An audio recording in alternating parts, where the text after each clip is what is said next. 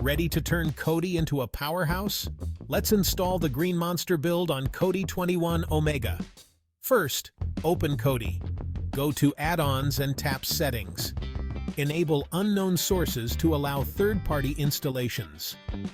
Now back to the home screen. Click Settings, then File Manager. Select Add Source and input this URL https:/teamcrew.github.io. Name it Crew and hit OK. Return to the home screen, click Add-ons, then the open box icon. Select Install from zip file, choose Crew, and select Repository, the Crew XXX zip.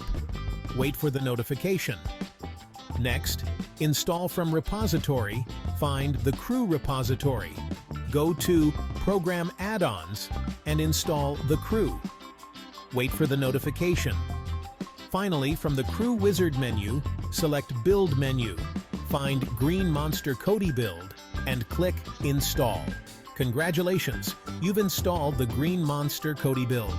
Enjoy endless movies, TV shows, and sports with top add-ons like The Crew, Siren, and Homelander.